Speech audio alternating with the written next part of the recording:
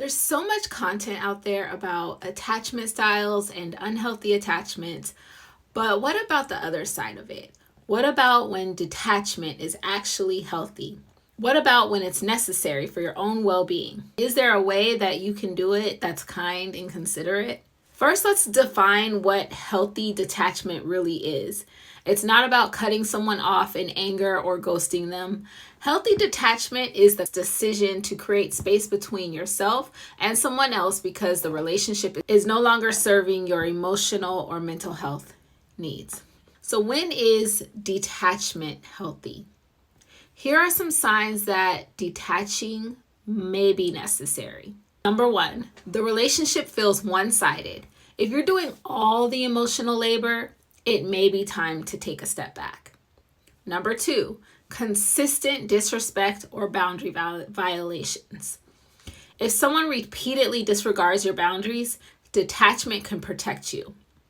Number three, unhealthy patterns. If the relationship has become toxic, codependent, or harmful, detachment may be an act of self-care. Number four, you're losing yourself.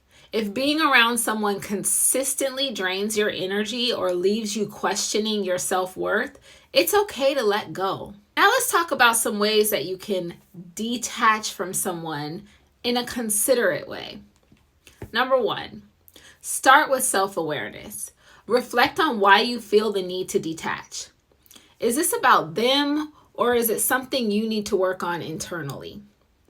Two, communicate honestly when this is safe. And I stress when it's safe because sometimes the relationship is just too volatile or the person is just too volatile and having that final conversation just is not safe. And that's something you really need to take some time to evaluate for yourself. If the relationship allows for it, express your feelings in a calm, kind way. For example, I value the time we've spent together, but I need to take some time to focus on my own mental and emotional well-being. If you know this person's connected to you on social media and they're going to see you hanging out with other people, even may want to say something like, I'm prioritizing some of my other relationships.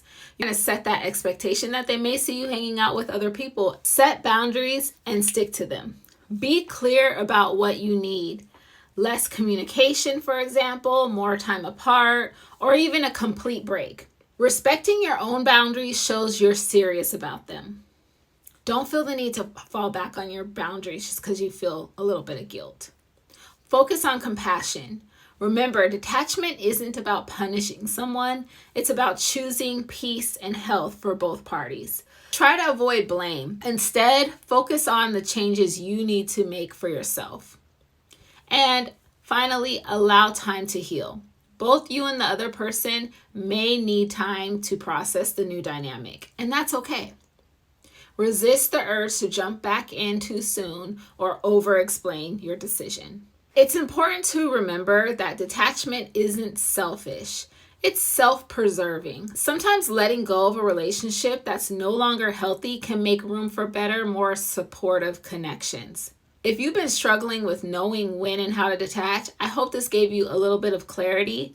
Healthy detachment is a skill, and like any skill, it gets easier the more you practice it. If you've experienced needing to detach from a friend or family member, or have any tips to share, drop them in the comments. I'd love to hear from you. Until next time, see you later.